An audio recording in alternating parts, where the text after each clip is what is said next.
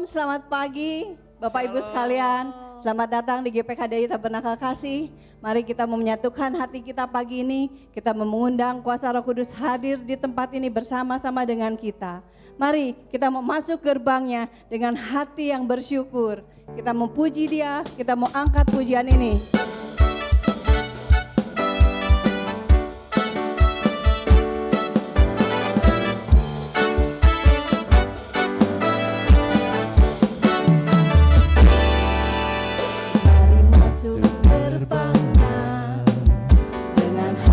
Bersyukur halamannya dengan pujian,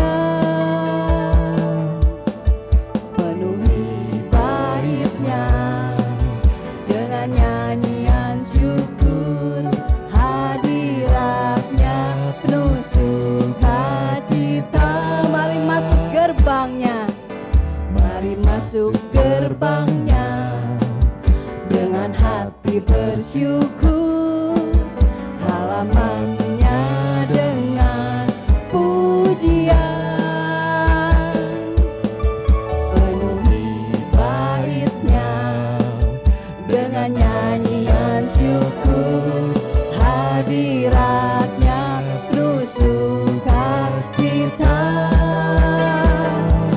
Sebab Tuhan Dia baik dan anugerahnya kekal selama-lamanya. Amin. Sebab Tuhan Dia baik dan anugerahnya kekal selama-lamanya. Amin. Kita angkat sekali lagi pujian ini. Masuk gerbangnya dengan hati bersyukur, halamannya dengan pujian, penuhi baitnya dengan nyanyian syukur, hadiratnya penuh sukacita. Sebab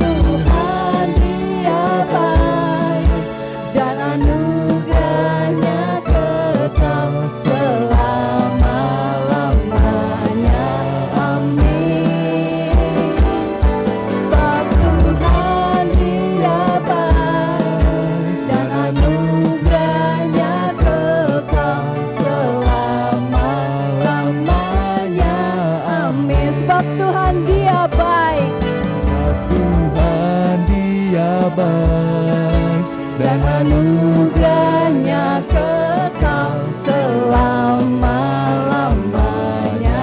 Amin.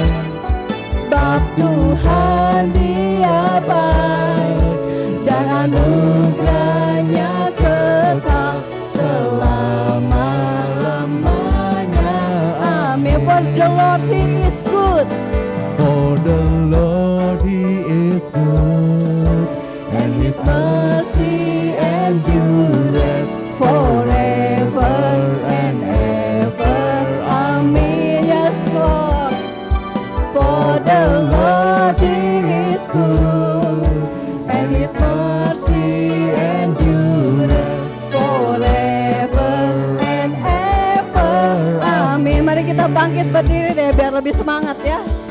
Masih pagi nih, kayaknya masih dingin. Mari masuk gerbangnya dengan hati bersyukur, halamannya dengan pujian, penuhi baitnya dengan nyanyian syukur, hadiratnya penuh sukacita.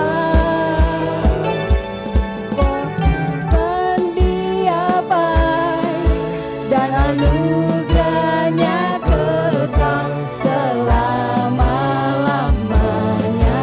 Amin.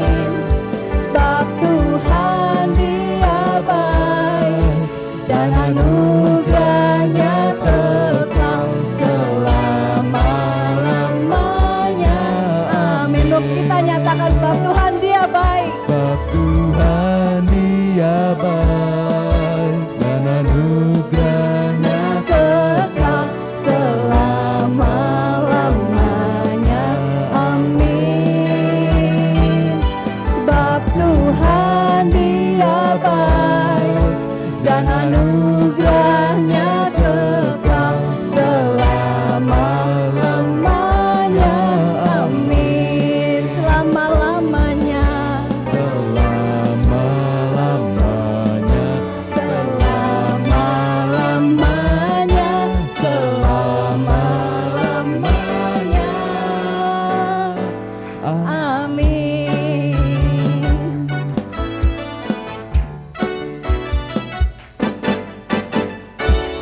Silakan duduk Bapak Ibu.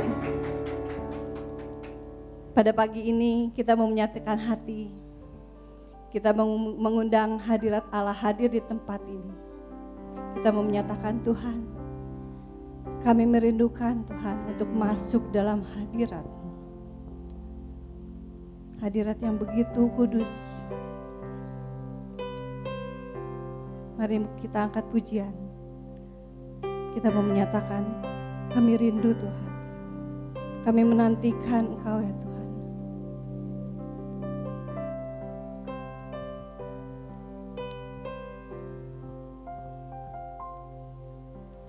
Tuhanku rindu masuk dalam hadirat-Mu, jiwaku menanti, bawaku mendekat kepadamu dalam kemuliaan yang kudus. Dengan sepenuh hati kita mau katakan, Tuhanku rindu, angkat hatimu, masuk dalam hadirat-Mu, jiwaku menanti,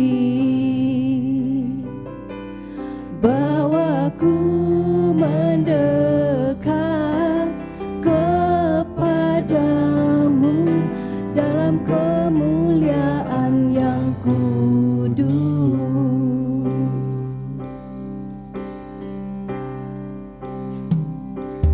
Ku nanti Engkau Allah kuasa dalam kemuliaan yang kudus. Ku sembah Engkau Allah kuasa dalam kemuliaan yang kudus. Ku nanti Engkau, ku nanti Engkau Allah kuasa dalam kemuliaan yang kudus. Ku sembah Engkau Allah kuasa dalam kemuliaan yang kudus. Mari saudara sendiri katakan, Tuhan ku rindu.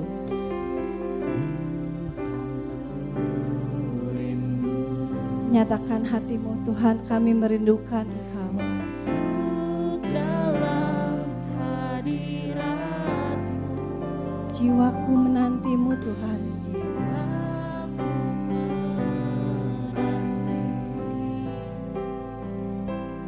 bawaku mendekat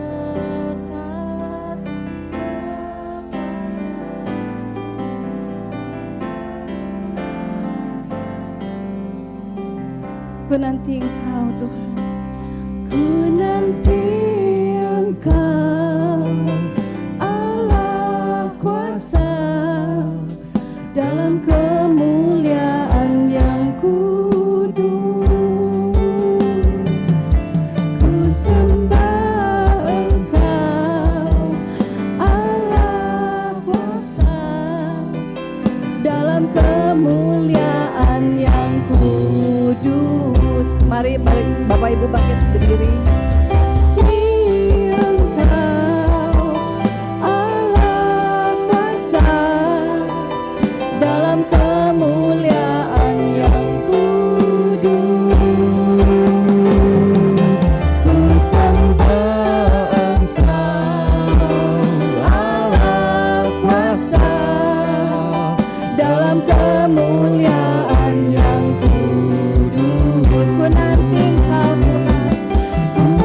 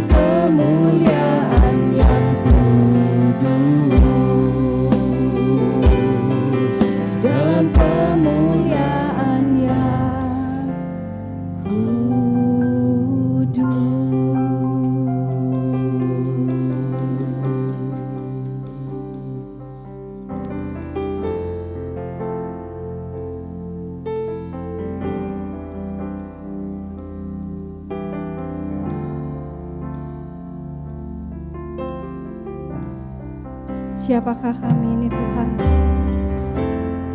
yang layak jadi biji matamu. Terima kasih Tuhan buat pagi ini, karena Tuhan berkenan hadir di tengah-tengah kami. Terima kasih Tuhan, Engkau yang menyucikan, menguduskan kami, melayakkan kami memuji, menyembah Tuhan. Kaulah yang baik, Kaulah yang setia. Terima kasih Tuhan, terima kasih. Hanya di dalam nama Tuhan Yesus kami berdoa. Haleluya. Amin. Masih bangkit berdiri ya. Seberapa banyak yang di sini siap untuk memuji Tuhan, meninggikan Tuhan? Nggak kedengeran suaranya ini. Kita memuji Allah kita mengangkat pujian denganmu Tuhan. Kita tidak pernah ragu untuk menjalani kehidupan kita ini. Denganmu Tuhan yang memegang hidupku.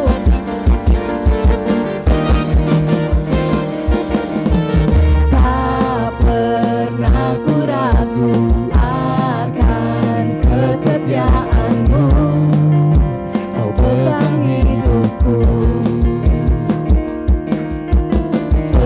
Sepenuh jiwaku ku yakin dan percaya Kau tuntun langkahku.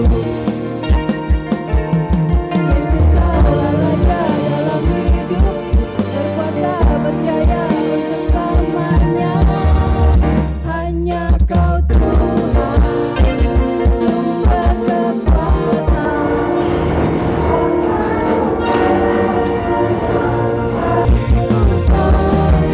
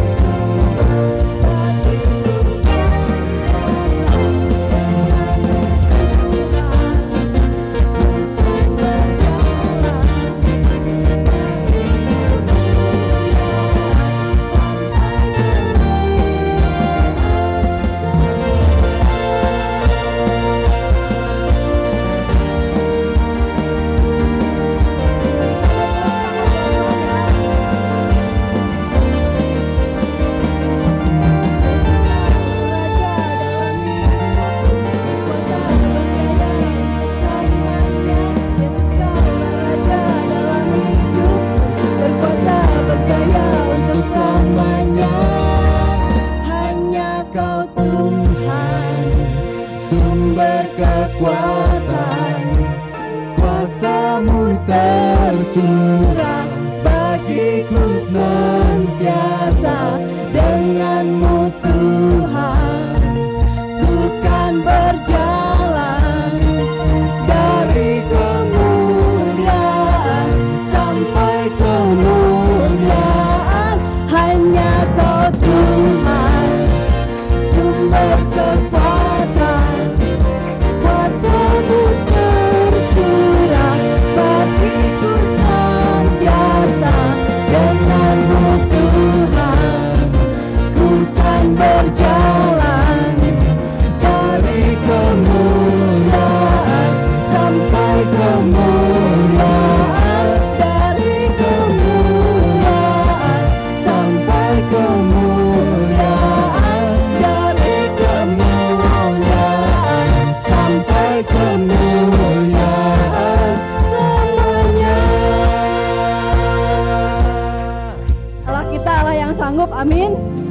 Seberapa di sini yang mengaminkan bahwa Allah kita sanggup melakukan segala perkara?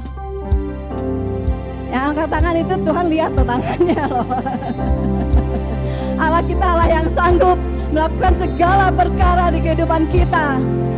Allah sanggup melakukan segala perkara, dulu, sekarang, dan selamanya. Kuasanya tidak berubah. Allah sanggup melakukan segala perkara, dulu, sekarang, dan selamanya. Kuasanya tak berubah.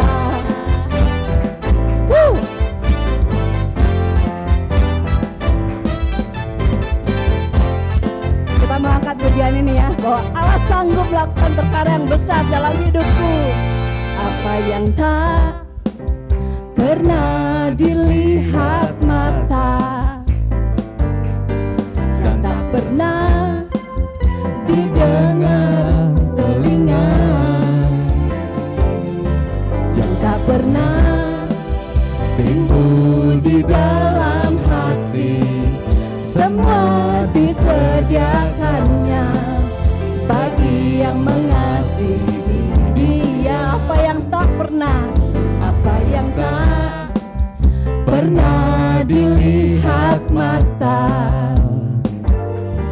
dan tak pernah didengar telinga, dan tak pernah timbul di dalam hati, semua disediakannya bagi yang mengasihi Dia. Allah sanggup, Allah sanggup melakukan segala perkara, dulu, sekarang, dan selamanya. Kuasanya tidak berubah. Allah sanggup melakukan segala perkara, dulu, sekarang, dan selamanya. Kuasanya tak berubah. Allah sanggup melakukan segala perkara, dulu, sekarang, dan selamanya. Kuasanya tidak berubah. Allah sanggup melakukan segala perkara, dulu, sekarang, dan selamanya. Kuasanya tak berubah. Nyatakan pada Dia, Allah sanggup, yes Lord. Allah sanggup melakukan perkara yang besar, dulu, sekarang, dan selamanya. Kuasanya tidak berubah. Allah sanggup melakukan segala perkara, dulu, sekarang, dan selamanya. Kuasanya tak berubah. Dulu, sekarang, dan selamanya. Dulu, sekarang, dan selamanya. Dulu, sekarang, dan selamanya. Kuasanya tak berubah.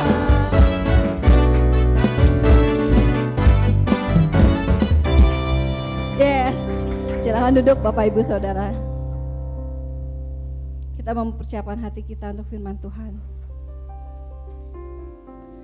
Ada kalanya di kehidupan kita banyak perkara yang terjadi yang kita tidak dapat mengerti. Kadang kita bertanya, Tuhan, mengapa perkara ini harus terjadi dalam hidupku?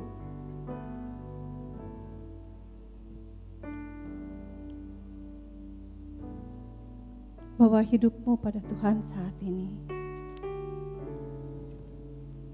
Kita tahu bahwa Allah mengerti hati kita. Kita tahu bahwa ada Allah mempedulikan hidup kita. Tidak sehelai rambutmu jatuh tanpa Allah tahu.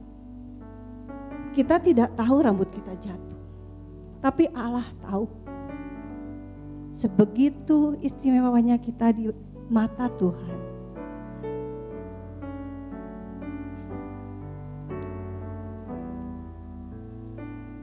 Kita mau angkat pujian. Allah peduli. Banyak perkara yang tak dapat ku mengerti. Mengapakah harus terjadi di dalam kehidupan ini? Satu perkara yang ku simpan dalam hati, tiada sesuatu kan terjadi tanpa Allah peduli. Allah mengerti, Allah peduli segala persoalan yang kita hadapi. Tak akan pernah dibiarkannya ku bergumul sendiri, sebab Allah mengerti. Allah mengerti.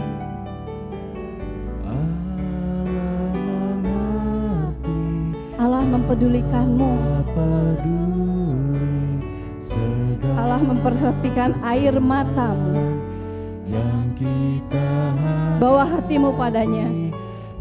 Tak akan pernah dibiarkannya ku bergumul sendiri, sebab Allah mengerti.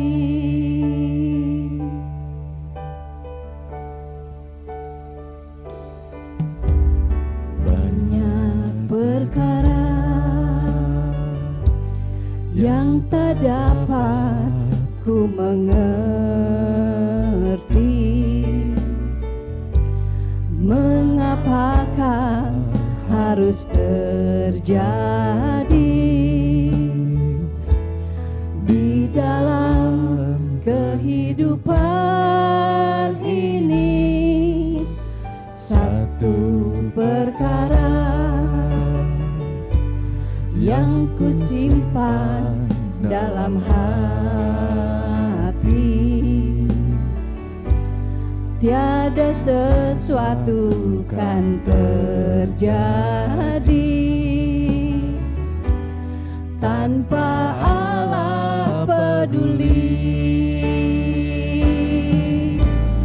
Allah mengerti, Allah peduli segala persoalan yang kita hadapi. Tak akan pernah dibiarkannya ku bergumul sendiri, sebab Allah mengerti. Allah mengerti, Allah peduli. Allah mengerti, Allah peduli segala persoalan yang kita hadapi. Tak akan pernah dibiarkannya ku bergumul sendiri, sebab Allah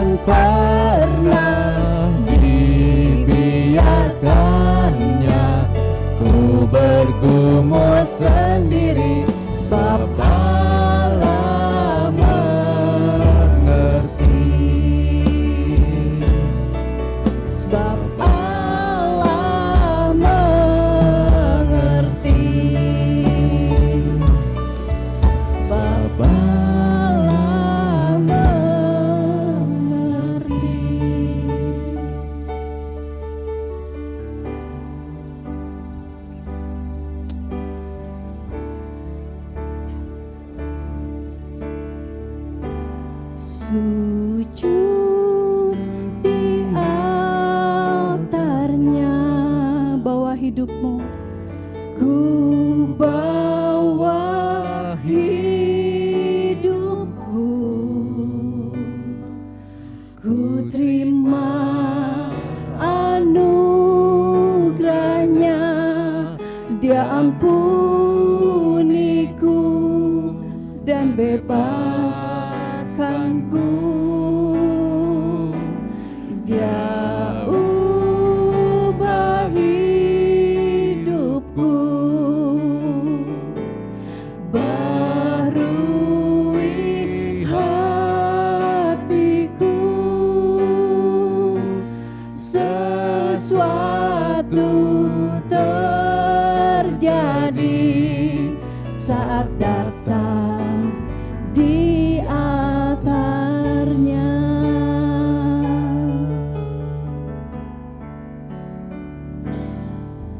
Bila hati terasa berat, tak seorang pun mengerti bebanmu. Ku tanya Yesus, apa yang harus ku buat?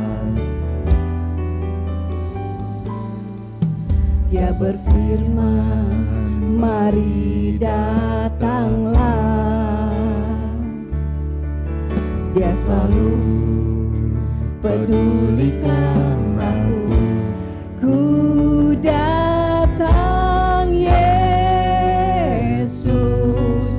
Dia pikul segala bebanku. Sujud di altarnya. Bawa hatimu,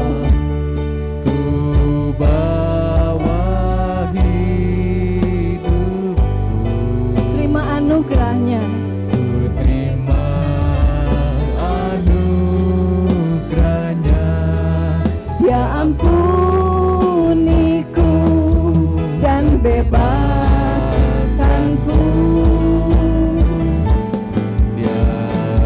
Dia ubah hidupmu, Dia baharui engkau.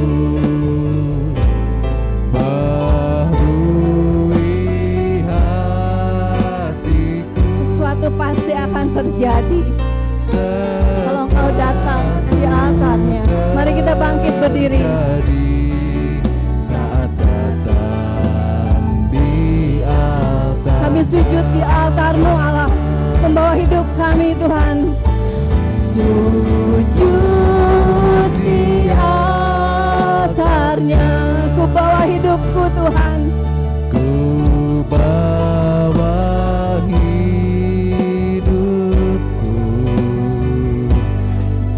terima anugerahnya.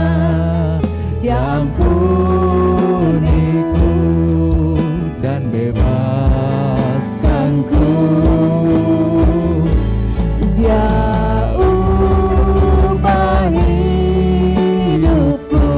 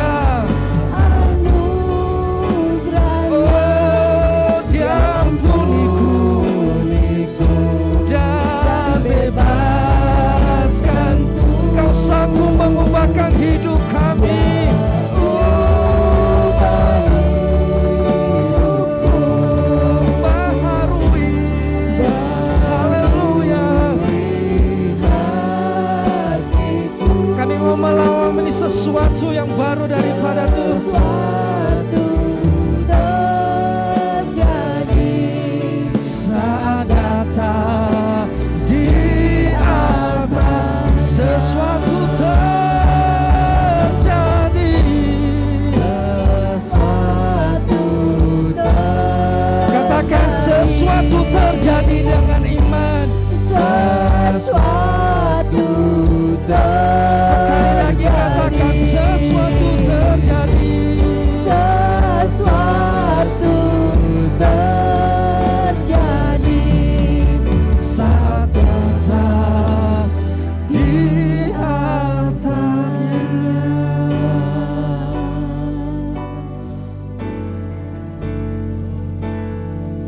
Kami mau mengalami Engkau Tuhan. Kami mau mengalami Engkau. Tidak ada satupun yang tidak sanggup Engkau lakukan buat kami. Haleluya. Haleluya. Mari angkat suaramu, angkat hatimu, sembah Tuhan bersama-sama. Yesus,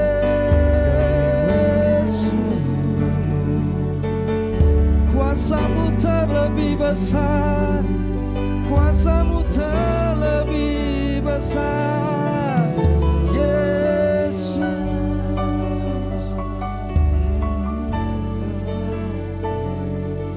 terima kasih.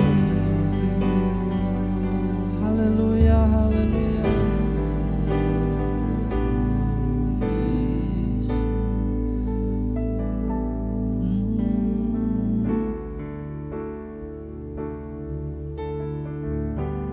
Sujud di atasnya,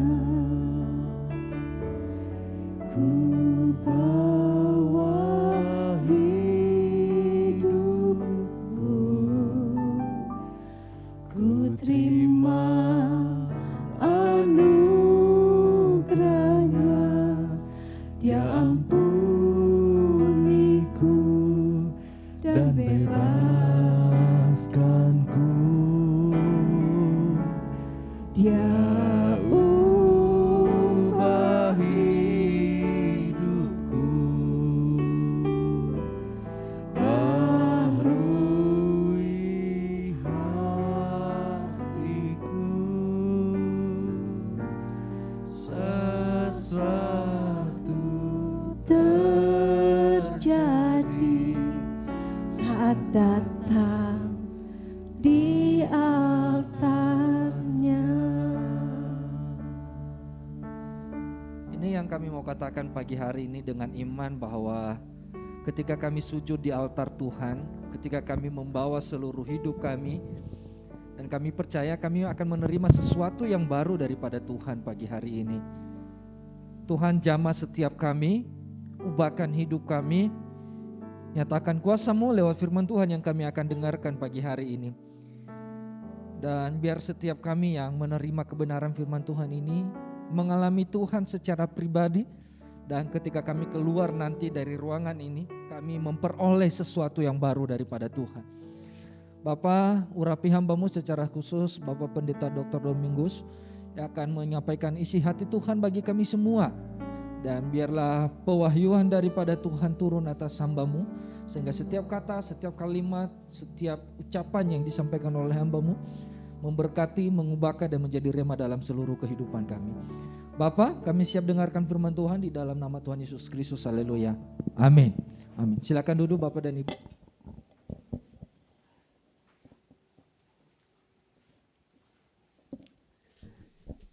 Shalom Bapak Ibu Saudara sekalian.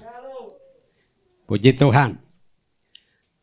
Perkenankan saya mohon maaf lahir batin bagi Bapak Ibu Saudara sekalian, karena ada bahasa Latin yang mengatakan bahwa mundus vult decipi. Tidak ada manusia yang tidak berdosa. Dan kita semua sudah berdosa selayaknya.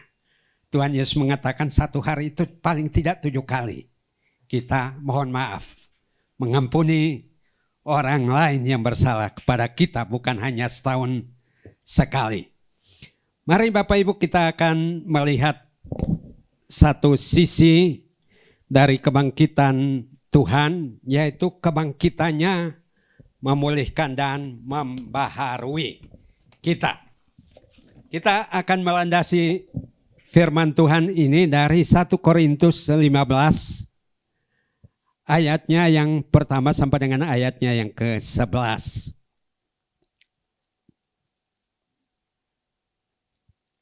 1 Korintus 15 ayat 1 sampai dengan ayat yang ke-11. 1 Korintus 15 ayat 1 sampai 11. Dan sekarang saudara-saudara, aku mau mengingatkan kamu kepada Injil yang aku beritakan kepadamu dan yang kamu terima dan yang di dalamnya kamu teguh berdiri. Oleh Injil itu kamu diselamatkan, asal kamu teguh berpegang padanya, seperti yang telah kuberitakan kepadamu, kecuali kalau kamu telah sia-sia saja menjadi percaya. Sebab yang sangat penting telah kusampaikan kepadamu, yaitu apa yang telah kuterima sendiri, ialah bahwa Kristus telah mati karena dosa-dosa kita, sesuai dengan kitab suci, bahwa ia telah dikuburkan, dan bahwa ia telah dibangkitkan pada hari yang ketiga sesuai dengan kitab suci. Bahwa ia telah menampakkan diri kepada Kefas dan kemudian kepada ke-12 muridnya. Sesudah itu ia menampakkan diri kepada lebih dari 500 saudara sekaligus. Kebanyakan dari mereka masih hidup sampai sekarang, tetapi beberapa di antaranya telah meninggal. Selanjutnya ia menampakkan diri kepada Yakobus, kemudian kepada semua rasul. Dan yang paling akhir dari semuanya, ia menampakkan diri juga kepadaku, sama seperti kepada anak yang lahir sebelum waktunya. Karena aku adalah yang paling hina dari semua rasul, bahkan tidak layak disebut rasul, sebab aku telah menganiaya jemaat Allah. Tetapi karena kasih karunia Allah, aku adalah sebagaimana aku ada sekarang, dan kasih karunia yang dianugerahkannya kepadaku tidak sia-sia. Sebaliknya aku telah bekerja lebih keras daripada mereka semua, tetapi bukannya aku, melainkan kasih karunia Allah yang menyertai aku. Sebab itu, baik aku maupun mereka, demikianlah kami mengajar dan demikianlah kamu menjadi percaya. Terima kasih. Kebangkitannya memulihkan dan membaharui. Ya, Bapak Ibu, dari seluruh rangkaian ayat-ayat yang kita baca, tentu di sini sangat menarik bagi kita ya, bahwa intisari dari seluruh karya yang dilakukan oleh Tuhan Yesus itu sesuai dengan kitab suci. Injil Lukas mencatat bahwa ketika Yesus bangkit, kubur itu tidak kosong ya saudara ya. Nah karena di situ masih ada kain kafan. Sebab kalau kain kafan itu terbawa, pasti dicurigai bahwa murid-murid betul mencuri mayat Tuhan. Jadi memang lagu kita kubur kosong membuktikan ia hidup ya. Memang itu jasad Tuhan. Tidak dikubur, tetapi kain kafan ada di situ. Yang keluar seperti orang mengeluarkan lontong dari bungkusnya itu tanpa dirusak. Dan kain peluh itu terpisah dari situ. Nah sehingga orang-orang yang meragukan kebangkitan Tuhan ini kemudian Paulus mengatakan bahwa intisarinya yaitu Injil. Semua sesuai dengan kitab suci. Makanya dikatakan di sini, aku mau mengingatkan kamu kepada Injil yang aku beritakan dan yang kamu terima. Dan yang di dalamnya kamu teguh berdiri. Nah apakah Injil yang kita terima sejak kita percaya, ini masih kita pegang teguh atau tidak? Dan dikatakan oleh Injil itu kamu diselamatkan. Asal kamu teguh berpegang padanya. Jadi ada orang yang sudah menerima Injil tapi meragukan Injil. Kemarin ada seorang kawan yang mengirimkan sebuah video singkat yang kemudian dia meminta tolong dia lihat apakah ini khotbah Kristen atau bukan. Lalu ada yang mengomentari, bahwa sekarang ini banyak gereja yang tidak memberitakan Injil. Tidak khotbahkan apa-apa, tidak pakai firman Tuhan. Walaupun namanya khotbah, cerita macam-macam tentang persoalan-persoalan, tapi tidak ada kaitannya dengan Injil sama sekali. Nah, makanya Paulus di dalam kebangkitan Tuhan ini dia menegaskan kembali kepada mereka, terutama di sini bahwa kamu diselamatkan oleh Injil asalkan kamu berpegang teguh kepadanya. Jadi kebangkitan Tuhan Yesus itu menggenapi apa yang dikatakan oleh Injil atau menjadi intisari Injil. Yaitu ayat 3 dan 4. Sebab yang sangat penting telah kusampaikan kepadamu yaitu apa yang telah kuterima sendiri. Ialah bahwa Kristus telah mati karena apa? Dosa-dosa kita. Kalau Yesus tidak mati, kita masih hidup di dalam dosa. Bahkan di ayat-ayat selanjutnya dikatakan kalau ia pun tidak bangkit, kita masih hidup di dalam dosa-dosa kita. Sesuai dengan apa? Kitab suci, bukan kata orang. Tuhan mati untuk dosa-dosa kita sesuai dengan kitab suci yang sudah dinubuatkan berabad-abad lamanya dalam perjanjian lama dan digenapi di dalam Tuhan Yesus Kristus. Bahwa ia telah dikuburkan dan bahwa ia telah dibangkitkan pada hari yang ketiga sesuai dengan kitab suci. Artinya kubur kosong itu salah satunya. Tetapi jauh sebelumnya kitab suci sudah menubuatkan bahwa Tuhan akan mati demi dosa-dosa kita. Dia dikuburkan, dibangkitkan semua sesuai dengan kitab suci. Dan karena itu kebangkitan yang memulihkan, saya hanya akan mengutip dua nama yang sudah disebutkan di dalam apa yang dibacakan tadi. Yaitu Kefas dan Paulus. Nah, kebangkitannya memulihkan Kefas. Itu disebutkan dalam ayat yang kelima. Bahwa ia telah menampakkan diri kepada Kefas dan kemudian kepada ke-12 muridnya. Kenapa Kefas penting? Kenapa Petrus penting di dalam pemberitaan Paulus? Karena apa? Petrus pernah menyangkal berapa? 3 kali. Dalam Lukas 22 ayat yang ke-61. Mari tolong dibaca Ibu.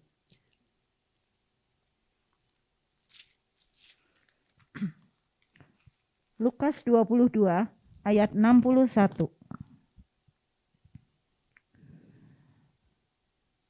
Lalu berpalinglah Tuhan memandang Petrus.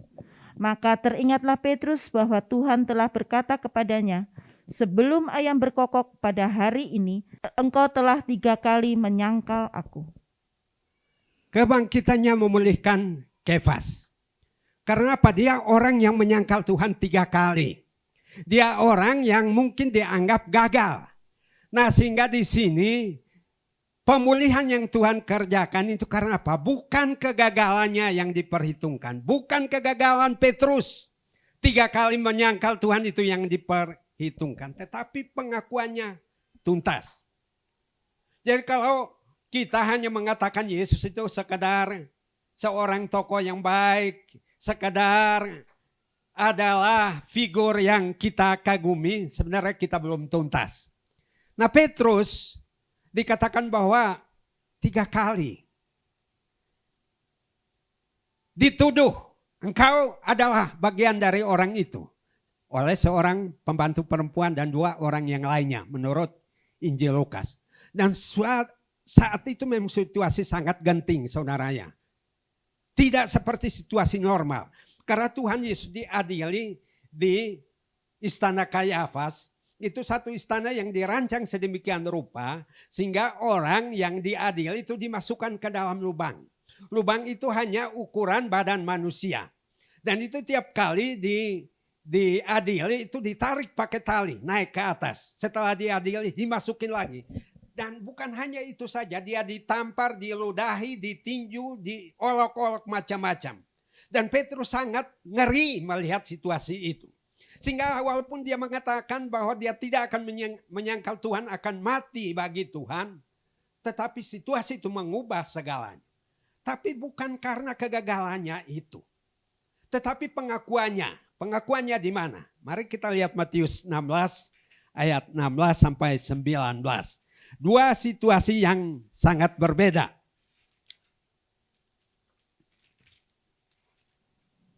Matius 16 ayat 16 sampai dengan 19. Maka jawab Simon Petrus, "Engkau adalah Mesias, Anak Allah yang hidup." Kata Yesus kepadanya, "Berbahagialah engkau Simon bin Yunus, sebab bukan manusia yang menyatakan itu kepadamu, melainkan Bapa-Ku yang di sorga.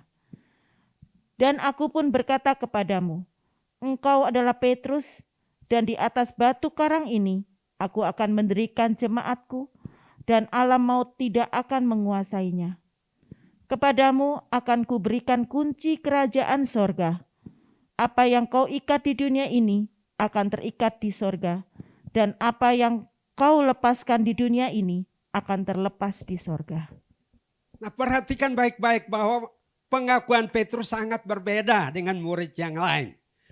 Ketika Tuhan Yesus bertanya di Kaisarea Filipi, itu saya katakan bahwa situasinya berbeda dengan apa yang dihadapi di istana Kayafas. Nah, tetapi di Kaisarea Filipi itu juga penyembahan agama yang lain. Dan ketika Tuhan Yesus berangkat dari di kaki Gunung Hermon di dekat kota ini, Kaisarea Filipi, di pusat penyembahan agama lain itu, dan tentu saja orang-orang berkumpul di situ untuk melakukan ritus keagamaan mereka. Dan dari situlah Tuhan Yesus bertanya, "Menurut kamu siapakah aku ini?" Dan murid-murid yang lain takut karena berada di sekitar orang-orang yang mendengar perkataan ini. Nah, sehingga mereka mengambil cara aman. Ya, ada yang mengatakan Yohanes Pembaptis, ada juga yang mengatakan Elia, ada pula yang mengatakan Yeremia atau salah seorang nabi. Tidak terus terang karena takut pada agama lain yang sedang melakukan ritus mereka di Kaisarea Filipi. Tapi Petrus berani mengatakan bahwa engkau adalah Mesias, Anak Allah yang hidup. Engkau adalah Mesias, Juru Selamat, Kristus yang akan menebus manusia dari dosa-dosanya. Dan itu jauh sebelum Tuhan Yesus mengalami kematiannya. Dan di sini Tuhan memuji dia. "Berbahagialah engkau Simon bin Yunus, bukan manusia yang mengatakan itu kepadamu, melainkan Bapa-Ku yang di sorga. Dan aku berkata kepadamu, engkau adalah Petrus, dan di atas batu karang ini aku akan mendirikan jemaatku, dan alam maut tidak akan menguasainya." Bukan kegagalan kita yang diperhitungkan, tapi pengakuannya itu Tuhan mengatakan bahwa alam maut tidak akan menggagalkan apa yang diucapkan oleh Petrus, bahwa Yesus itu adalah Mesias. Bahwa di atas batu karang ini, Petra, batu karang, dia punya prinsip yang kokoh, bahwa Yesus adalah Mesias, Anak Allah. Tetapi kemudian situasinya berubah. Dia menghadapi orang-orang yang begitu garang, orang-orang yang di tangannya ada senjata, ada pentungan, ada macam-macam hal yang lain. Dan tentu saja dia takut. Dan Tuhan tahu bahwa penyangkalan Petrus ini tidak menghapuskan pengakuannya yang diucapkan di Matius 16. Nah, itu sebabnya saudara jangan ikut-ikutan. Menjadi orang Kristen Tuhan harus punya prinsip. Yesus itu siapa? Tuhan yang mengampuni dosa kita, yang mati bagi kita, yang segala sesuatu dilakukan sesuai dengan kitab suci. Nah, karena itu barangkali kita sepakat dengan kebanyakan orang, wah, Petrus ini ngomong besar tapi kenyataannya seperti itu. Bukan kegagalannya, saudaranya. Saudara dan saya seringkali juga gagal. Mungkin kita menuduh Petrus itu tukang menyangkal Tuhan. Tapi kita juga dalam kehidupan kita sehari-hari menyangkal Tuhan dengan berbagai cara. Wah, Pak Andri doakan saya ya. Nanti kalau usaha saya sembuh, saya akan begini-gini. Menyangkal juga. Ada yang Tuhan sembuhkan saya. Kalau saya sudah sembuh, saya akan rajin ke gereja. Menyangkal juga. Dan mungkin bukan 3 kali seperti Petrus. Lebih daripada itu. Tapi apakah kita punya pengakuan yang tuntas seperti si Petrus? Bahwa Yesus itu Mesias. Supaya kita dipulihkan. Dan juga Karena pengakuannya yang tuntas, Allah mau tidak akan membinasakannya. Bahkan kunci kerajaan surga ada di tangan Petrus. Makanya bagi gereja tua, yang paling tua dari kita tentu saja, itu mengatakan bahwa Petrus itu adalah soko guru pertama atau paus pertama yang menjadi pemimpin atau soko guru gereja. Dan Tuhan mengatakan bahwa kepadamu kuberikan kunci kerajaan sorga. Apa yang kau ikat di dunia ini akan terikat di sorga. Dan apa yang kau lepaskan di dunia ini akan terlepas di sorga. Artinya bahwa Petrus nanti adalah orang-orang yang dipakai oleh Tuhan luar biasa. Nah, mengapa demikian? Karena Tuhan berdoa untuk Petrus. Kita lihat Lukas 22 ayat 31 dan 32.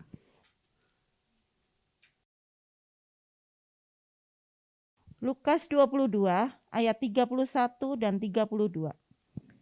Simon, Simon, lihat, iblis telah menuntut untuk menampik kamu seperti gandum.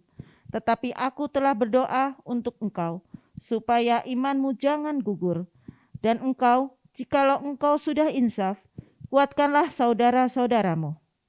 Nah, mengapa Tuhan memulihkan Petrus? Karena Tuhan tahu bahwa iblis menggoda Petrus ketika dia berada di istana Kayafas tadi. Ketika dia menyangkal Tuhan. Tapi di situ ia ditampi, diuji pengakuannya selama ini. Apakah Petrus akan berubah selanjutnya terhadap Tuhan? Tetapi di sini jelas, aku berdoa untuk engkau supaya imanmu jangan gugur. Dan engkau jikalau engkau sudah insaf, kuatkanlah saudara-saudaramu. Nah, ini tujuan Tuhan. Petrus dipulihkan supaya dia insaf, kemudian dia bisa di sini bisa menguatkan saudara-saudaranya yang lain. Nah, karena itu bukan kegagalannya yang Tuhan perhitungkan. Ke depan, Petrus, kamu akan jadi berkat. Barangkali ada di antara kita yang kadang-kadang dihakimi habis-habisan. Mungkin karena satu kesalahan yang kita lakukan. Orang melihat hanya kegagalan kita itu aja. Jadi starting point. Setiap kali bicara, oh, kamu pernah begini, kamu pernah begini. Tuhan tidak melihat dari sisi itu. Tapi Tuhan melihat betapa apakah kita akan berguna untuk masa depan atau tidak. Dan engkau, jikalau engkau sudah insaf, kuatkanlah saudara-saudaramu. Artinya Tuhan mau katakan Petrus, kegagalanmu ini tidak menghambat rencana Tuhan untuk menguatkan saudara-saudaramu di depan. Di masa yang akan datang. Makanya ketika Petrus berkhotbah pada hari Pentakosta bisa 3.000 orang bertobat. Seandainya Tuhan mengatakan kegagalanmu ini mengakhiri rencana Tuhan untuk engkau. Kisah pasal 2 tidak akan ada nama Petrus di sana. Jadi bukan kegagalan kita. Nah, ini juga menguatkan saudara dan saya bahwa kita juga pernah gagal. Tapi tirulah Petrus, yaitu apa? Tetap di dalam persekutuan bersama murid-murid yang lain. Setelah dia menyangkal itu ya. Setelah dia menyangkal, ke-11 murid takut terhadap imam-imam kepala ahli Taurat, mengunci diri di dalam rumah. Petrus juga ikut di situ. Ketika mereka menangkap ikan di Danau Galilea 7 murid, Petrus juga ikut di sana. Tapi ada orang yang kalau sudah gagal menjauh dari persekutuan. Lalu timbullah akar pahit. Yaitu menurut Ibrani ya. Kalau kita sudah menjauhkan diri dan itu menjadi kebiasaan, lama-lama itu juga merusak diri kita. Bukan menjadi berkat seperti doa Tuhan kepada Petrus tadi. Tapi Petrus saya kira sangat berbesar hati ya. Bayangkan itu 3 hari ya sebelum Tuhan bangkit. Tiap kali wah mungkin jadi bahan olokan teman-temannya. Petrus, dulu kamu bilang mau mati bersama Tuhan. Buktinya baru ditanya pembantu perempuan nyangkal. 2 orang yang lain tanya lagi kamu nyangkal. Petrus mungkin diam aja di situ ya. Karena dia tahu persis bahwa dia sudah gagal. Dia sudah gagal. Tetapi keuntungan Petrus itu tidak menjauhkan diri dari kawan-kawannya. Nah itu sebabnya ya saudara ya, kalau ada masalah kita menjauh dari Tuhan, gak mau datang beribadah kepada Tuhan, gak mau bersekutu dengan Tuhan, saudara rugi. Karena pemulihan itu akan lambat terjadi. Bukan tidak akan terjadi. Bisa terjadi juga tapi lambat karena Tuhan ingin Kita dibangun di tengah-tengah komunitas kita. Nah karena nanti pemulihan itu puncaknya berada di Danau Galilea bersama 7 murid yang lain. Itu juga mereka gagal semalaman ya. Kalau kita baca di Yohanes 21. Nah tetapi pemulihan bukan penyangkalan yang dilihat tetapi kasihnya. Nah karena itu dalam Yohanes 21 ayat 15 sampai 17, mari Ibu Imelda tolong dibacakan. Yohanes 21 ayat 15 sampai dengan 17. Sesudah sarapan, Yesus berkata kepada Simon Petrus, "Simon anak Yohanes, apakah engkau mengasihi aku lebih daripada mereka ini?" Jawab Petrus kepadanya, "Benar Tuhan, Engkau tahu bahwa aku mengasihi engkau."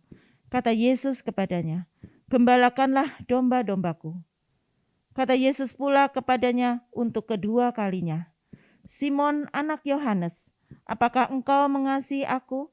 Jawab Petrus kepadanya, "Benar Tuhan, Engkau tahu bahwa aku mengasihi engkau." Kata Yesus kepadanya, "Gembalakanlah domba-dombaku." Kata Yesus kepadanya untuk ketiga kalinya, "Simon anak Yohanes, apakah engkau mengasihi aku?" Maka sedih hati Petrus karena Yesus berkata untuk ketiga kalinya, "Apakah engkau mengasihi aku?" Dan ia berkata kepadanya, "Tuhan, Engkau tahu segala sesuatu. Engkau tahu bahwa aku mengasihi engkau." Kata Yesus kepadanya, "Gembalakanlah domba-dombaku." Tuhan, Engkau tahu segala sesuatu, Engkau tahu bahwa aku mengasihi Engkau. Kedalaman hati Petrus itu hanya Tuhan yang tahu. Teman-teman murid-muridnya yang lain melihat hanya kegagalannya. Tapi Tuhan melihat apa yang ada di dalam hati Petrus. Dia menyangkal 3 kali. Tuhan memulihkan dengan memberikan pertanyaan 3 kali. Ketika saya masih SD, SMP, kalau melakukan suatu kesalahan, wah itu sangat menakutkan. Apalagi kalau kesalahannya bersama guru. Tiap kali ketemu guru itu was-was ini. Jangan-jangan nanti dipanggil, apalagi kalau bilang menghadap ke saya. Wah, silahkan duduk. Maksudnya bagaimana? Wah, barangkali kita udah gemetaran. Silahkan, mangga calik. Nah, lalu kita nggak tahu ini apa. Kesalahan kita pasti akan diungkit. Tapi saudara melihat sini, Tuhan tidak pernah tanya Petrus, "Kadil, nah tuh kamu menyangkali aku." Enggak disinggung sama sekali. Tapi yang Tuhan tanya, apakah engkau masih mengasihi aku? Apakah engkau masih mengasihi Tuhan? Tuhan tidak lihat berapa banyak kita melakukan kesalahan kita. Ya taruhlah kami 3 orang hamba Tuhan di sini. Suatu saat kami juga mungkin seperti manusia lainnya. Melakukan kesalahan. Wah lalu jemaat bilang, "Ayo ke sini. Pak Mingus, mengapa engkau melakukan ini dan itu?" Berbeda dengan Tuhan Yesus ke sini. "Apakah engkau masih mengasihi aku?" "Nya," kata Petrus. Sesaat kemudian Petrus, "Apakah engkau mengasihi aku?" "Nya." Lalu ketiga kali Petrus, "Apakah engkau mengasihi aku?" "Benar Tuhan, engkau tahu bahwa aku mengasihi." Itu cukup kehancuran hatinya. Cukup untuk membawa pemulihan bagi Tuhan. Kalau manusia saudara nangis juga, itu tidak menjamin bahwa mereka akan iba dan berubah pikiran terhadap penghakiman yang diberikan kepada saudara. Kita mau menangis, nangis Bombay, sering istri saya bilang ya, nangis Bombay itu ya. Film India barangkali ya. Gak akan. Tapi Tuhan tahu, engkau tahu bahwa aku mengasihi engkau. Artinya manusia yang lain tidak tahu. Tapi Tuhan engkau tahu, aku mengasihi engkau. Dan Tuhan juga tahu bahwa kita mengasihi Tuhan. Tapi seringkali yang terjadi, seolah-olah kita mengasihi Tuhan itu karena apa yang dilihat orang. Apa yang dikatakan orang itu menjadi patokan bahwa kita mengasihi Tuhan atau tidak. Dan yang terjadi Tuhan apa? memberikan tanggung jawab. Pemulihan itu bukan penghakiman, tetapi tanggung jawab. Gembalakanlah domba-dombaku. Karena di Matius 16 tadi Tuhan bilang kalau Petrus menjadi gembala, Allah maut tidak akan membinasakan ini domba-domba. Karena Tuhan sudah berdoa, engkau kuatkanlah saudara-saudaramu.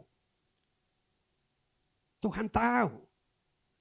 Jauh lebih daripada apa yang kita bayangkan. Nah kemudian muncullah quo vadis.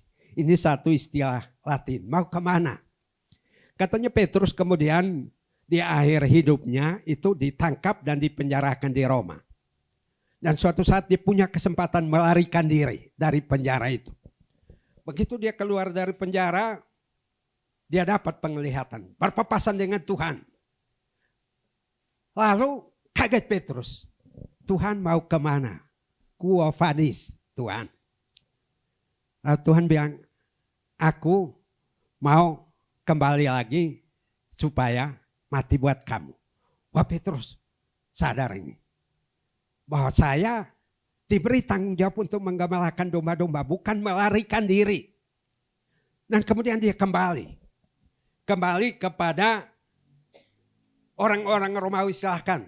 Nah sebab itu di ayat-ayat di bagian firman Tuhan ini mengatakan bahwa ketika engkau masih muda, engkau mau berjalan kemana saja engkau kehendaki. Tetapi jika engkau sudah menjadi tua, engkau akan mengulurkan tanganmu dan orang lain akan mengikat engkau dan membawa engkau ke tempat yang tidak kau kehendaki.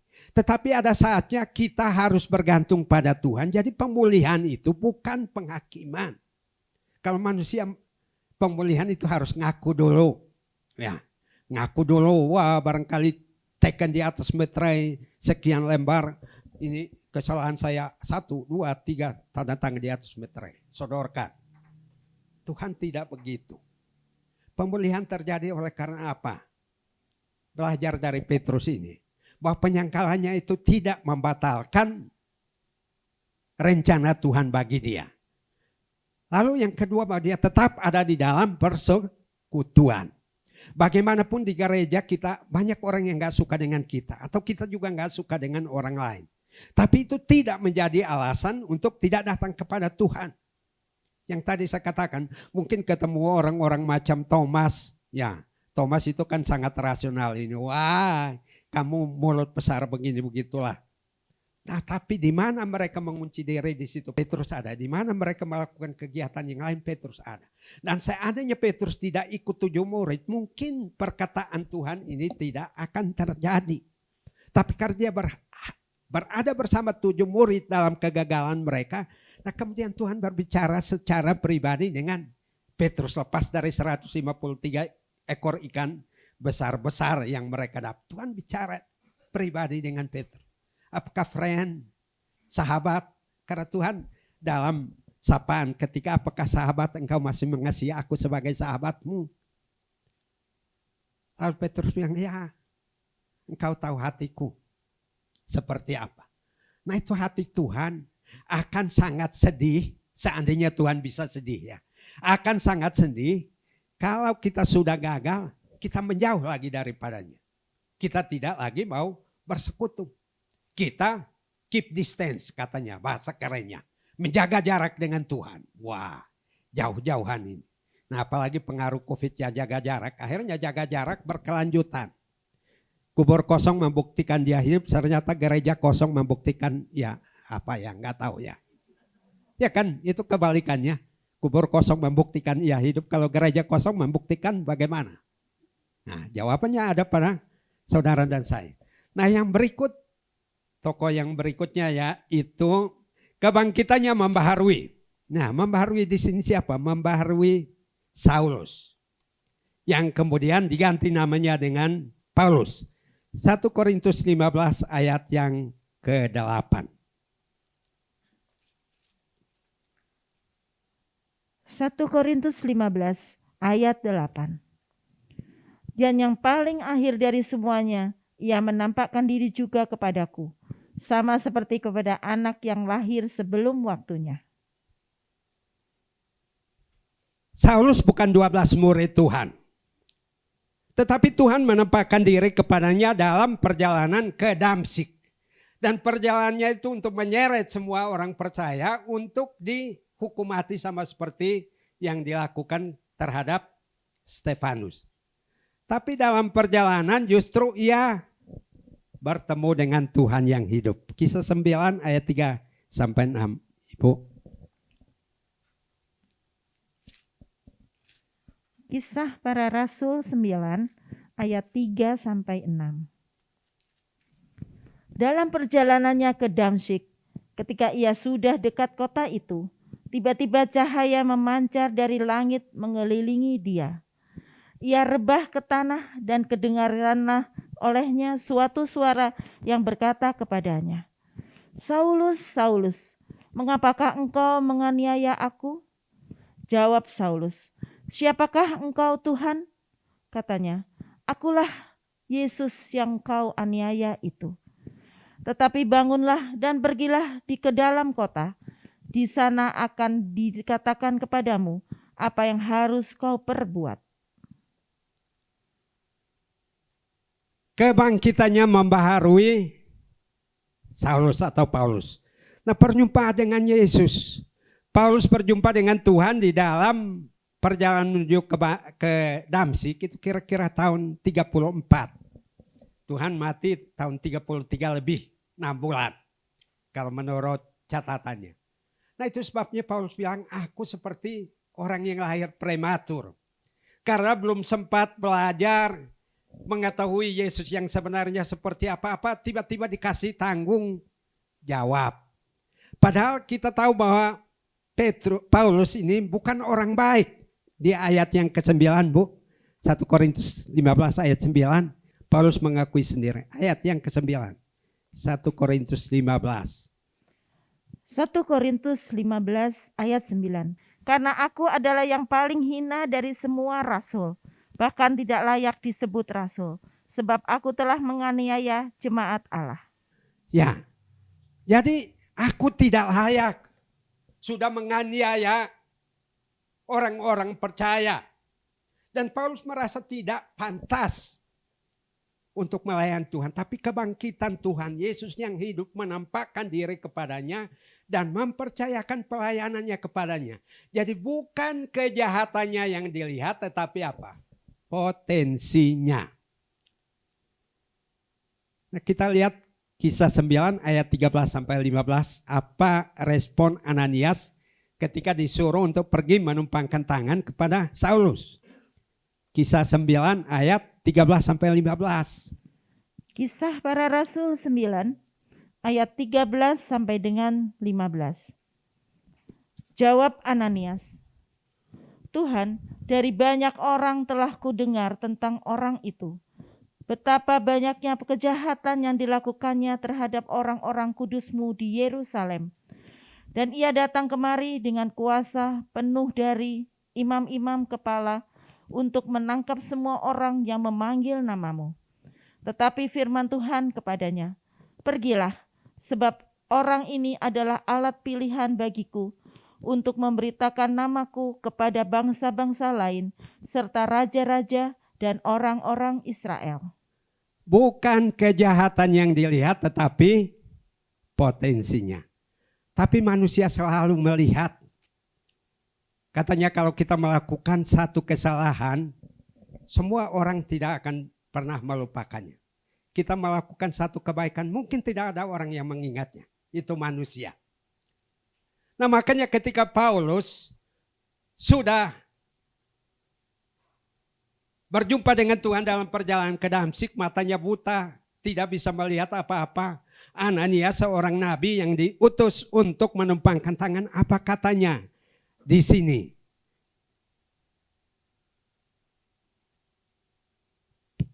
Di dalam ayat yang ke-13, Tuhan, dari banyak orang telah ku dengar tentang orang itu betapa banyaknya kejahatan. Sering kita mau melayani Tuhan juga kita dilemahkan oleh referensi dari orang lain. Kalau referensinya bagus nggak apa-apa. Ini yang jelek-jelek. Wah. Ya. Kenapa Pak Andri? Karena si Andri itu banyak tuh. Kata orang nih. Lalu apakah itu akan menggagalkan rencana Tuhan? Tidak. Saudara, itu juga menguatkan hati saya. Mungkin orang bandingkan dengan hamba Tuhan yang lain, oh Pak Domingus bukan apa-apa, enggak apa-apa. Tapi bagi saya di hadapan Tuhan, saya apa-apa, itu lebih penting. Ya, seringkali kita, wah itu jemaat juga nanti pergi karena mengagumi bukan Yesus, figur tertentu. Lalu yang dilihat pada kita adalah yang jelek-jelek ini Ananias loh. Dari banyak orang ku dengar betapa jahatnya orang ini. Nah, apakah Ananias bicara begitu baru Tuhan bilang, oh kalau begitu enggak jadi. Tidak. Seorang keponakan saya di Surabaya sekarang hamba Tuhan. Hidupnya masa lalu tuh mabuk-mabukan, enggak kekaruanan. Lalu oleh mertuanya dikirim pulang ke Kupang, dibelikan mobil untuk menjadi sopir travel di sana. Dia hanya minum mabok dan segala-galanya sehingga itu cicilan mobil itu juga tidak lunas sehingga akhirnya harus dibayar oleh mertuanya. Kemudian dia kembali ke Surabaya. Dilayani kembali lagi aktif melayani di gereja, lama-lama mengalami perubahan. Dia sekolah Alkitab dan mulai melayani. Berkhotbah pertama kali oleh mertuanya ini diambil videonya kemudian di-share di grup keluarga. Lalu ada yang komentar. Nah, wah apa sudah baik? Apa sudah bertobat dari kejahatannya? Lalu saya japri pribadi ke istrinya. Puji Tuhan suamimu sudah dipakai oleh Tuhan. Dan ya Om, semua lihat yang masa lalunya yang buruk-buruk itu aja. Keluarga semua lihat dia pemabuk. Lihat orang jahat yang tidak pantas untuk menjadi hamba Tuhan. Tapi Tuhan bisa mengubahkan orang itu. Paulus pun demikian. Dia mengaku saya tidak pantas disebut rasul. Karena apa? Jahat. Aku jahat. Tetapi Tuhan mengatakan sini. Ya, pergilah sebab orang ini adalah alat pilihan bagiku.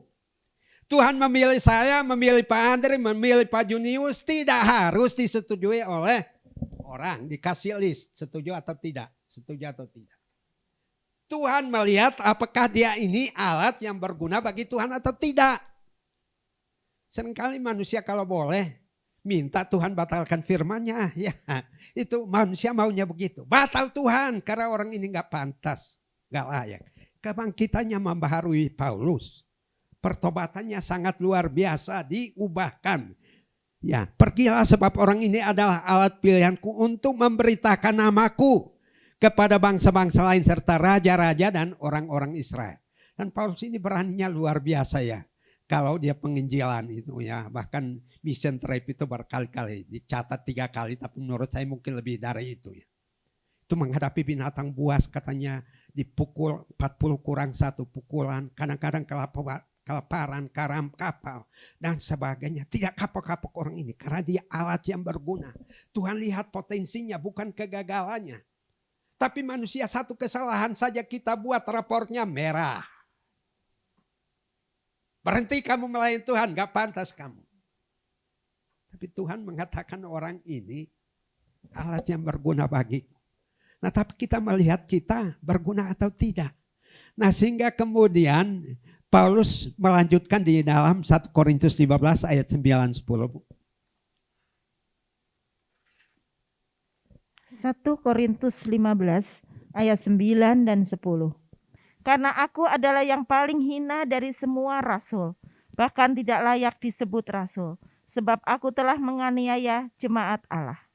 Tetapi karena kasih karunia Allah, aku adalah sebagaimana aku ada sekarang, dan kasih karunia yang dianugerahkannya kepadaku tidak sia-sia. Sebaliknya aku telah bekerja lebih keras daripada mereka semua. Tetapi bukannya aku, melainkan kasih karunia Allah yang menyertai aku. Semua karena kasih karunia. Nah makanya Paulus tahu ini kalau orang lain melihat saya hanya kejahatan saya, karena anugerah Tuhan aku melayani, makanya dia bilang aku tidak mau membuat kasih karunia Tuhan sia-sia.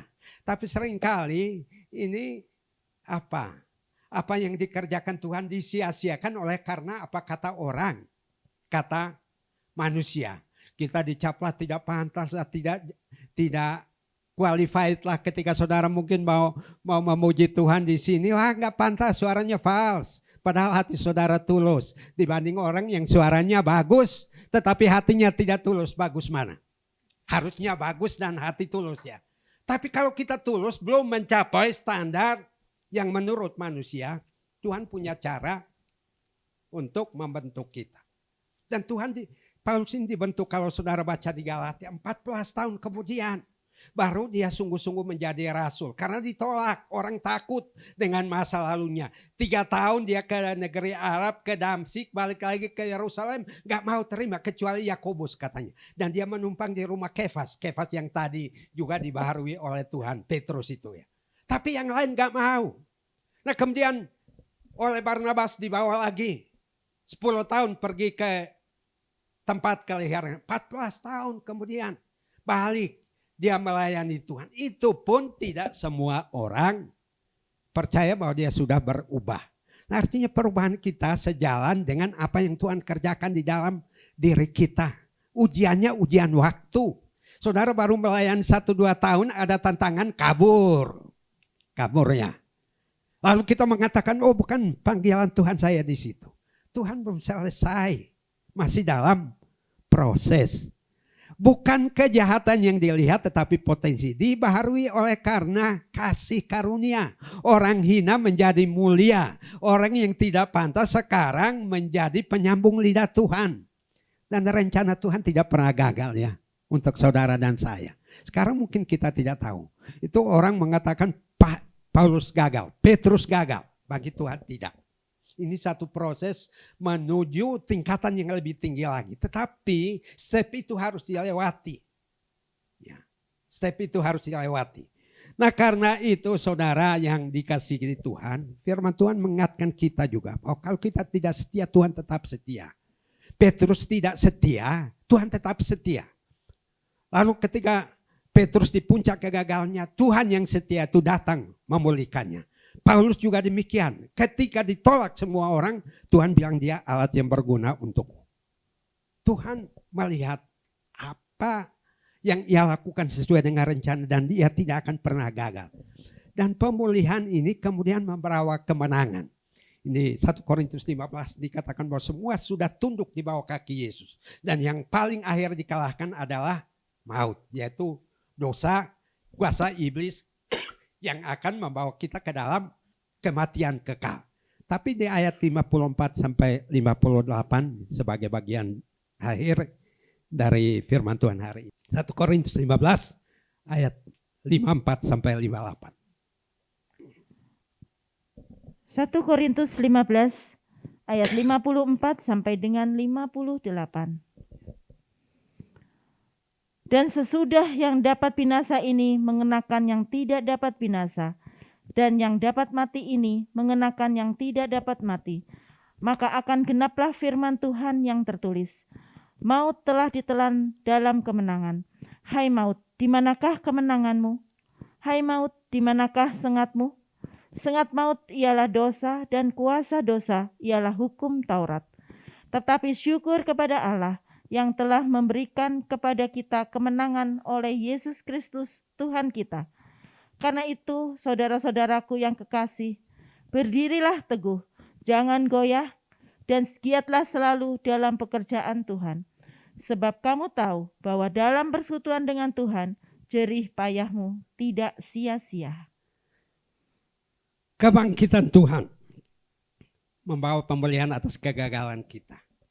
Membawa pembaruan atas hidup kita yang betapa buruknya di masa lampau.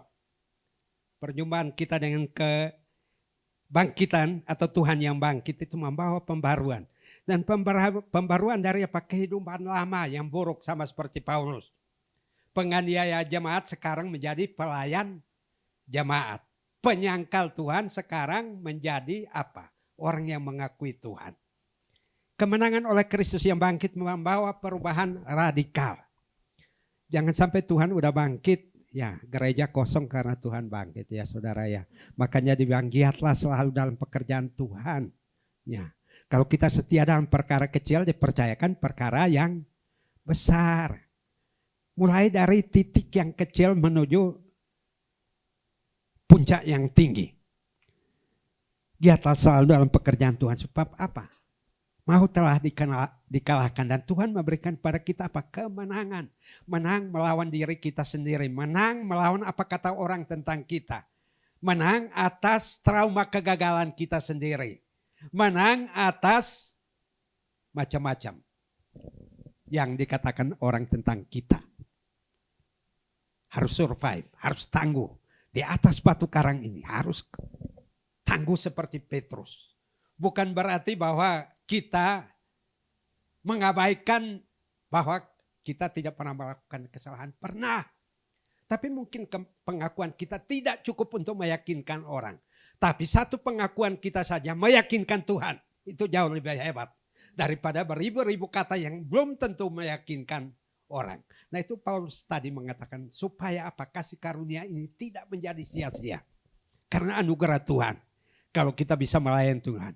Anugerah Tuhan kalau saudara dan saya masih punya kesempatan untuk beribadah kepada Tuhan. Karena nanti datang waktunya katanya orang berlayar dari pulau ke pulau hanya untuk mendengar firman Tuhan. Sekarang cuma-cuma. Kebangkitan Tuhan ini membawa kemenangan.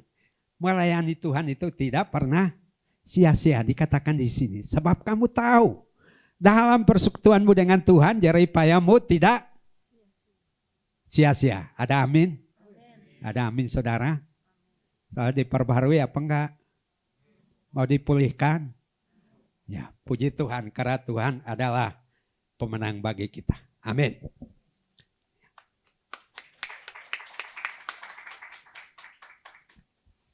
Mari kita bangkit berdiri, kita angkat pujian Yesusku. Ya. Dia adalah pemenang, adalah Tuhan yang telah mengalahkan maut, tetapi dia adalah Tuhan yang patut kita banggakan di dalam kehidupan kita karena memang ia Jesus Victor katanya, pemenang, victory.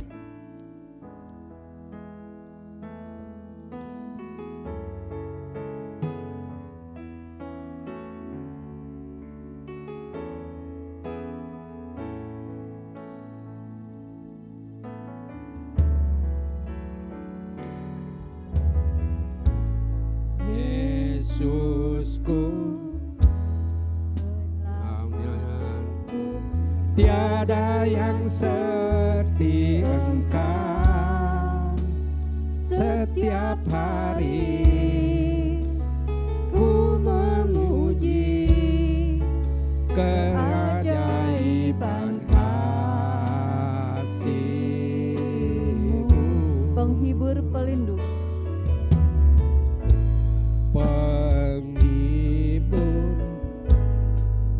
menara kekuatan. Gemala kekuatan. Biarlah semua yang bernafas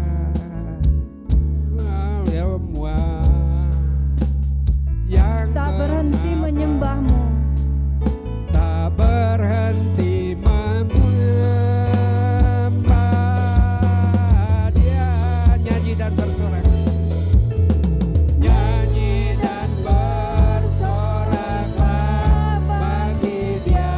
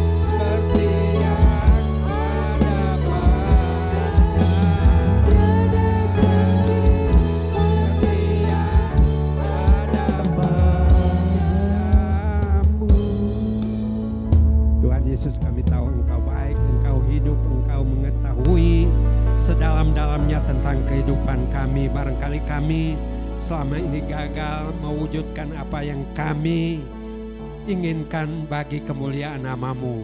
Tapi kami tahu Engkau Tuhan yang sanggup memulihkan kami dari luka-luka kami, dari segala kegetiran yang kami hadapi dalam hidup ini. Bahkan kehidupan kami yang lampau, yang kelam, yang tiada berarti bagi siapapun juga.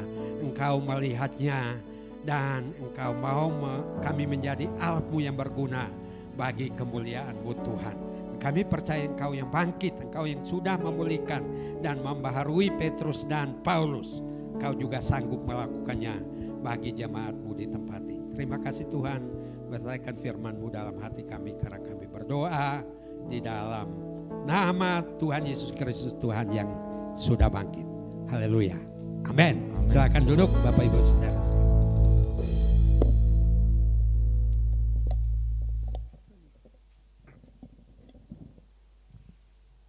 Ya, terima kasih untuk Pak Domingus yang sudah menyampaikan makna Paskah yang luar biasa, makna kebangkitan Tuhan Yesus. Ada beberapa pengumuman yang perlu kita perhatikan. Pada hari ini nanti,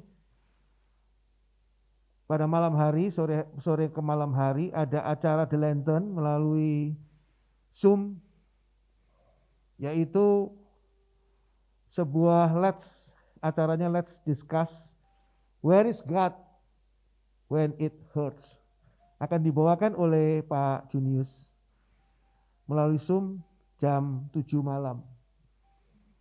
Linknya bisa diminta dari Kak Aldi. Dan anak-anak kita semua diundang untuk mengikuti Zoom juga pada hari Jumat, yaitu memahami ayat-ayat Alkitab jam 7 malam. Linknya bisa minta ke Ibu Heni, dan saya akan membawakan acara ini secara santai, kita ngobrol santai, bisa tanya jawab, bisa ngobrol di sana, tapi kita akan membahas ayat-ayat firman Tuhan secara serius. Ya, saya harap bisa ikuti karena materi yang dibawakan di sana seringkali tidak bisa dibawakan secara di atas mimbar khotbah. Sangat penting. Lalu ada acara santai bersama kata setiap hari Rabu. Lewat Zoom juga jam 7 malam. Anak-anak kebaktian anak ini, kata ini adalah singkatan kebaktian anak, diharapkan bisa hadir untuk menerima berkat Tuhan melalui acara santai bersama kata. Dan berikutnya adalah pengumuman seperti yang ada di Warta Jemaat. Anak-anak diundang untuk mengikuti ibadah anak on-site pada hari Minggu depan, tanggal 30 April di Ruang Violet 3. Seperti pada hari ini ada ibadah anak di Ruang Violet 3 on-site. Dan juga ada persekutuan The Lantern untuk minggu depan. Persekutuan The Lantern untuk minggu depan adalah on-site juga, tapi dibawakan secara hybrid juga, mungkin ada Zoom-nya juga di sana. Judulnya adalah God is my joy. Ini juga Let's Discuss, dibawakan oleh Kak Hansen. 30 April jam 10.30 di sini, lewat Zoom juga. Jadi anak-anak muda harap bisa hadir dan bisa menikmati, mendapatkan berkat Tuhan melalui acara-acara ini. Ya. Lalu pengumuman yang lainnya dapat saudara baca di Warta Jemaat yang tentunya sudah saudara terima. Jangan lupa untuk semakin serius berdoa, semakin serius di dalam beribadah, baik di tempat ini, di gereja maupun di rumah. Jangan lupa membaca Alkitab, makin dekat dengan Tuhan, karena saya tidak bosan-bosannya mengingatkan bahwa kita ini sudah berada di bagian akhir dari akhir zaman. Persiapan harus lebih ditingkatkan. Kita merapatkan barisan kerajaan surga untuk sungguh-sungguh hidup benar sesuai dengan firman Tuhan. Ya, saya rasa itu saja, dan Tuhan memberkati kita semua. Puji Tuhan.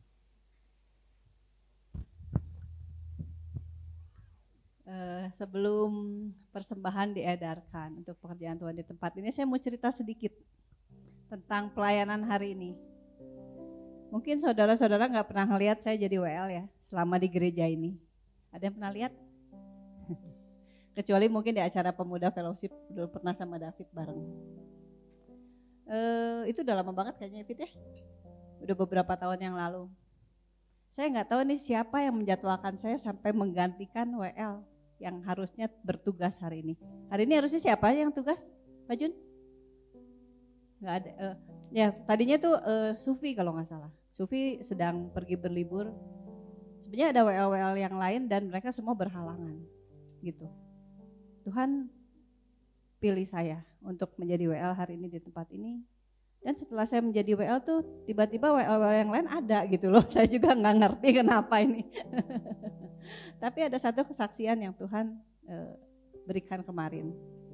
Saya ngerasa saya itu talentnya bukan di WL sebetulnya. Tapi Tuhan pilih saya untuk menjadi WL hari ini.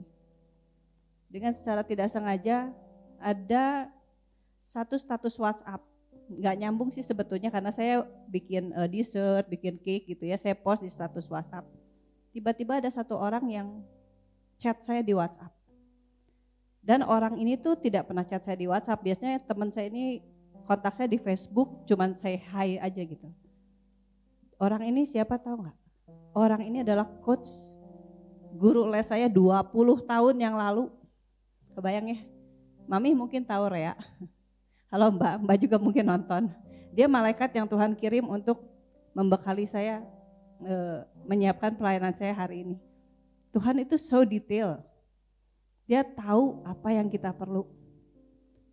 Di luar pikiran saya, di luar harapan saya, di luar semua yang bisa saya usahakan. Saya nggak kepikir juga untuk menghubungi dia. Tuhan tiba-tiba hadirkan begitu aja gitu. Kita bahas tadinya soal makanan yang saya buat sebetulnya. Tapi saya bilang, Mbak besok saya pelayanan jadi WL. Support ya. Terus dia itu ngasih saya masukan lagunya apa. Dia ngasih briefing karena dia yang paling tahu suara saya. Dia tuh guru saya. Udah 20 tahun yang lalu. Jadi saya pikir kesempatan pelayanan itu sangat-sangat berharga kalau kita mengerti bahwa kita dipilih oleh Tuhan untuk melayani, bukan karena terjadwal. Itu tuh satu kemuliaan. Kita harus memposisikan Tuhan itu di atas segalanya, memprioritaskan dia di atas segalanya. Maka berkat Tuhan akan tercurah.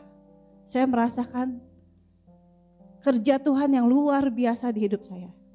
Dan saya ingin juga jemaat merasakan bahwa Tuhan yang ada, Tuhan yang dahsyat, Tuhan yang ajaib itu bisa melakukan segala perkara yang kita tidak bisa lakukan. Tidak ada manusia yang bisa menolong kita. Kadang-kadang kita punya masalah. Siapa yang bisa nolong kita minta tolong ke orang itu, kadang-kadang orang juga gak bisa bantu. Tapi Tuhan selalu bisa tolong kita. Dimanapun saudara, Bapak, Ibu berada. Harus percaya bahwa Tuhan itu sanggup, Allah yang sanggup, Allah yang mampu melakukan segala perkara. Mari saat ini kita mengundang untuk para petugas dipersilakan. Kita akan mengedarkan kantong kolekte untuk persembahan di tempat ini, untuk pekerjaan Tuhan di tempat ini. Bagi yang mengikuti melalui live stream bisa mentransfer via rekening yang tertera di layar. Selamat memberi, Tuhan memberkati.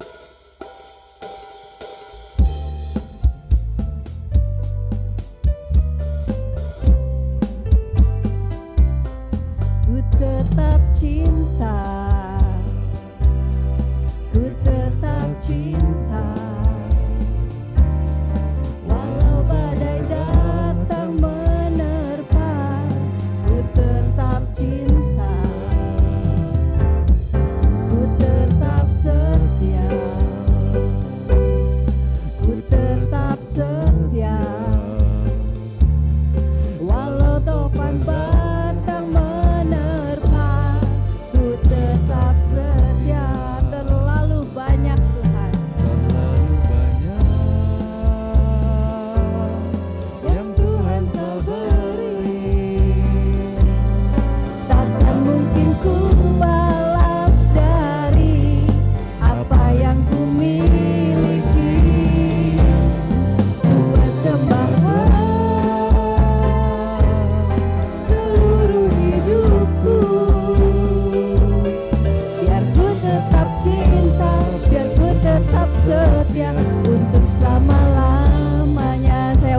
bangkit berdiri.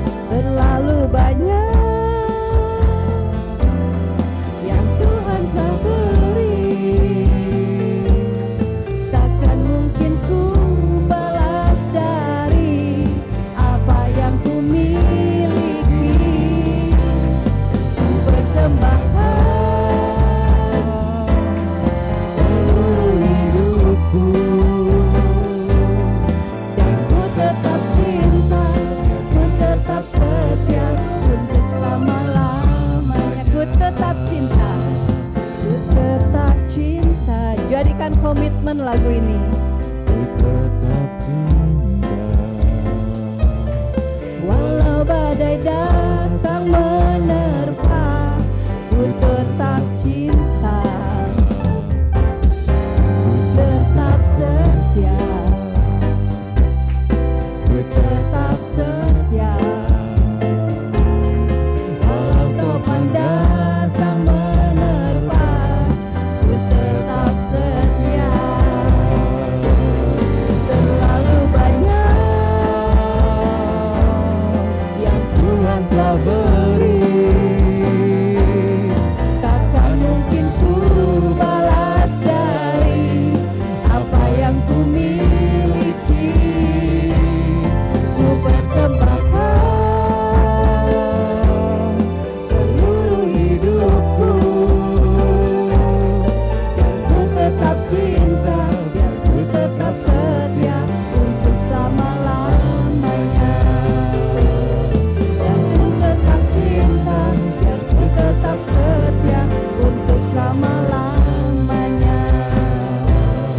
Dan ku tetap cinta, biar ku tetap setia untuk selama-lamanya.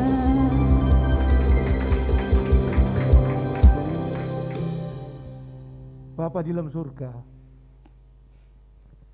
tidak ada seorang pun yang hancur hidupnya ketika hidup itu dibawa kepada Kristus. Karena Tuhan Yesus mampu untuk memulihkan, Tuhan Yesus mampu untuk memperbarui setiap hidup yang hancur. Asalkan kami bawa hati kami yang hancur di hadapan-Mu, ya Allah. Kami percaya tidak ada satupun yang Kau buang ketika kami datang kepadamu. Pagi hari ini kami mengalaminya. Kami mengalami pembaruan dari Tuhan. Kami mengalami pemulihan dari Tuhan. Firman-Mu sudah menyatakannya. Dan kami mau Tuhan dipulihkan, diperbarui, untuk dijadikan sebagai alat Tuhan yang luar biasa di tangan Tuhan. Kami mau menyerahkan hidup kami, masa depan kami, hanya ke dalam tangan-Mu Tuhan. Engkaulah Allah yang kami tetap cinta. Terima kasih Bapa. Terima kasih. Berkati Pak Domingus yang sudah menyampaikan firman Tuhan yang sangat-sangat penting ini, yang mengubahkan hidup kami. Dan kami percaya Tuhan, Engkau memberkati pelayanan-pelayanan Pak Domingus dimanapun Pak Domingus berada. Kehidupan rumah tangganya Kau berkati. Istri anak-anaknya semua Tuhan berkati. Berkati Tuhan akan kehidupan pribadi Pak Domingus, yang dari dahulu, dari masa mudanya sampai dengan hari ini dan kelak kemudian hari ini, Tuhan terus pakai dengan luar biasa dan ajaib. Terima kasih Tuhan. Terima kasih Bapak. Bapak dalam surga, anak-anak-Mu menyampaikan persembahan, baik yang dikirim melalui transfer bank maupun yang dibawa di dalam persembahan pagi hari ini. Semuanya kami serahkan untuk kemuliaan nama Tuhan, bersama dengan hati kami dan hidup kami. Tuhan, terimalah persembahan kami. Sucikan, kuduskan, layakkanlah, dan biarlah semua tangan yang sudah mengirimkan persembahan dan memberikan persembahan, Tuhan berkati. Berkati kesehatannya, berkati rumah tangganya, keluarganya, berkati usaha, pekerjaan, karir, tugas, tanggung jawab, studinya, berkati pelayanannya, berkati masa depannya. Tuhan berkati. Terima kasih Bapa. Berdoa kami untuk mereka yang saat ini sedang tidak bersama dengan kami. Mungkin ada kesibukan, ada kegiatan, mungkin juga ada gangguan di kesehatannya. Tuhan, Engkau menyertai mereka. Engkau tetap menjagai mereka. Engkau tetap menyatukan hati mereka dengan kami yang ada di sini. Termasuk mereka yang mengikuti ibadah melalui live streaming. Satukanlah hati kami senantiasa Tuhan. Dengan mereka yang ada di luar kota mengikuti live streaming, atau ada di luar negeri mereka mengikuti live streaming ini. Tuhan, berkati mereka juga Tuhan, dan satukan dengan kami. Terima kasih Bapa. Tuhan, kami serahkan akan kota Bandung, keamanannya, kesejahteraannya ke dalam tangan Tuhan. Berdoa untuk Indonesia, Tuhan tolong semakin dibukakanlah pintu-pintu penginjilan bagi Indonesia, supaya banyak bangsa kami, orang dari bangsa kami yang dimenangkan bagi Kristus. Dan biarlah pemilihan umum yang akan datang boleh menjadi pemilihan umum yang betul-betul sepenuhnya dikendalikan oleh kuasa Tuhan yang ajaib, sehingga tidak ada kuasa setan iblis, kuasa kegelapan yang dapat mengacaukannya dan merusakkan hasil dari pemilihan umum bagi Indonesia. Terima kasih Bapa, kami mau serahkan hidup kami ke dalam tangan Tuhan. Dan Tuhan berkati mereka yang sudah melayani pada hari ini, semuanya Tuhan berkati. Berkati semua jemaat yang sudah hadir pada ibadah ini dan juga mengikuti live streaming. Tuhan berkati semuanya di dalam kasih kemurahan Tuhan. Tidak ada seorang pun yang Tuhan kecualikan. Semuanya menerima berkat kasih sayang Allah, karena Tuhan yang memulihkan dan Tuhan yang memperbarui di dalam kebangkitannya bagi kita sekalian. Terima kasih Bapa. Kami mau buka hati kami. Penuhi kami ya Bapa dengan berkat-Mu yang khusus pada hari ini. Dicurahkan berkat yang datangnya dari Allah di dalam kasih kemurahan Tuhan Yesus Kristus, dan di dalam persekutuan Allah Roh Kudus yang senantiasa menyertai kita dari saat ini sampai ketika Tuhan Yesus datang dan membawa kita masing-masing masuk, tinggal menetap di dalam surganya yang mulia. Terpuji-puji nama Allah dalam nama Tuhan Yesus. Haleluya. Amin.